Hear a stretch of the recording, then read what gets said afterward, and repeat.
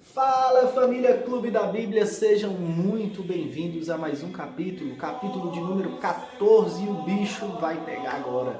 Vai acontecer um dos maiores acontecimentos acontecidos na história da Bíblia, um dos mais marcantes. Então, sem mais demoras, deixe seu comentário, sua hashtag, deixa seu like no vídeo, que é muito importante para motivar mesmo, para continuar gravando e para a divulgação desse trabalho também, que é um trabalho de evangelização. Aquele que recebe a graça também recebe a missão de transbordar. Aquele que prende a graça, a água se apodrece nele. Então nós temos que transbordar essa graça. Então compartilhe, convide mais pessoas, deixe seu like, seu comentário. E de todas essas maneiras você já vai estar me ajudando a levar essa palavra ainda mais longe, tá bom? Desde já, Deus te abençoe por essa ajuda. E seja muito bem-vindo mais uma vez a essa participação. Em nome do Pai, do Filho e do Espírito Santo. Amém. Vinde, Espírito Santo, enchei os corações dos vossos fiéis e acendei neles o fogo do vosso amor. Enviai, Senhor, o vosso Espírito e tudo será criado, e renovareis a face da terra. Oremos, ó Deus que instruíste os corações dos vossos fiéis com a luz do Espírito Santo, fazei que apreciemos corretamente todas as coisas, segundo o mesmo Espírito, e gozemos sempre da sua consolação, por Cristo Senhor nosso. Amém. Em nome do Pai, do Filho e do Espírito Santo. Amém. Então, gente, agora de novo nós vamos ver no capítulo 14 o faraó, o bendito cabeça dura do faraó, do coração endurecido, o homem ruim. E começamos o capítulo 14 com Deus indicando a mudança de direção para o povo de Israel. E o faraó, por um outro lado, preparando o seu exército. São um número de homens de guerra. O faraó escolheu 600 carros dos melhores e colocou dentro deles os melhores homens de guerra para poder ir atrás do povo que estava fugindo do Egito, do povo que estava acompanhando Moisés. E aí nós já vemos aqui um primeiro ponto. O povo israelita, eles começam a ficar com medo e começam a questionar. Devíamos ter ficado no Egito. Lá pelo menos éramos escravos, tínhamos o lugar, agora nós não temos o lugar. Então, como eu já tinha dito para vocês no capítulo 13, é necessário a gente entender que isso é ingratidão, é sim, mas também é uma condição de um vício. Eles foram colocados para raciocinar e pensar por 430 anos como escravos. Então os pais dos pais deles já raciocinavam desse jeito. Então é natural que esse erro seja cometido. Porque senão a gente vai entrar num questionamento e falar assim, mas como que Deus ama um povo que faz isso? Como que Moisés aceita a missão para tratar um povo? Que paciência que tinha que ter Moisés? Então, todo mundo que estava envolvido naquela situação sabe por que acontecia aqueles questionamentos. Irrita, chateia só da gente ver, é desconfortável a gente ver o povo questionando isso, mas é verdadeiro. É só nós relacionarmos isso à nossa vida. Quantas e quantas vezes Deus nos livra de algo ruim, passa um tempo e tá lá a gente com saudade das coisas ruins, falando, devia ter continuado com relacionamentos ruins, amizades ruins, namoros que eram ruins, entre tantas coisas e tantos vícios que nós condicionamos nossa mente a viver.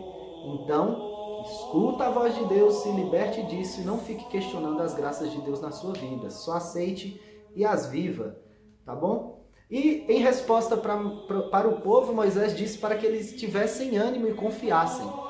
Ânimo. Então isso é sempre uma ordem para o povo de Deus, que tem de ser um povo que tenha ânimo, que seja um povo animado, um povo bem disposto e que tem que também ser um povo que continua. São duas regras aqui que a gente encontra para o povo de Deus. Tem que ser animado.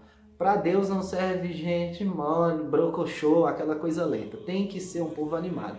A forma de você se manifestar animado, isso é diferente. E tem que ser um povo que continua. Não dá para parar. Se começou, continua. O barco está em alto mar. Só dá para parar se o mar não for Deus e o barco não for você. Aí você pode mudar a direção. Agora, se o mar é Deus, como nessa situação, continue a nadar, meu irmão. Não para o seu caminho por nada. Tenha ânimo e confie. Quando eles chegam um pouco mais à frente, os anjos vão para a retaguarda do povo israelita e o acontecimento da abertura do mar para a travessia do povo de Israel. O povo de Israel atravessa, a palavra até deixa um códigozinho lá pra gente, a palavra deixa escrito pra gente que atravessaram a pé seco, a pés secos. Eu não sei como é que pronuncia aqui. Mas eles nem sequer molharam os pés nessa abertura do mar, nessa graça. Então, eles atravessaram, os egípcios foram atrás, reconheceram como havia essa promessa, reconheceram que aquilo era um feito de Deus, e parabéns para eles, né? Precisou Deus abrir o mar para eles reconhecerem isso. Não sejamos como os egípcios, que não só perecem pelos seus governantes sem fazer nada, mas como também seguem e só vão reconhecer Deus no momento que abre o mar. Então, nós estamos vivendo mais do que nunca numa era digital, que não é mais ver para crer, não. É crer para ver. A gente tem que apostar, a gente tem que se arriscar, a gente tem que se entregar.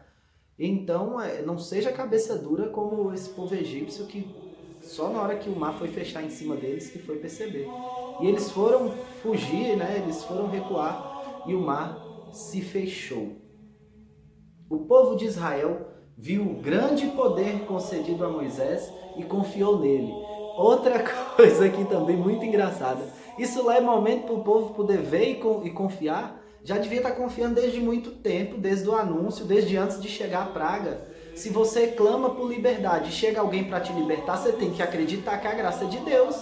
Como é que você pede por algo e quando algo chega você não acredita que é? Então, o nosso pedido tem que estar em consenso com a nossa confiança. Senão, de nada adianta, depois da travessia do Mar Vermelho, que o povo vai confiar em Moisés. E será que está confiando mesmo? Porque muitas vezes é dito isso em palavra, mas não acontece isso no coração. Hoje aqui, no capítulo 14, eu não aguentei. Eu misturei aí a nossa leitura com a contextualização, com a espiritualização. E é isso aí mesmo, tá bom? Então, sejamos pessoas de coração mais manso e mais doce para poder rezar e quando a graça chegar, entender que a graça chegou e não ficar questionando.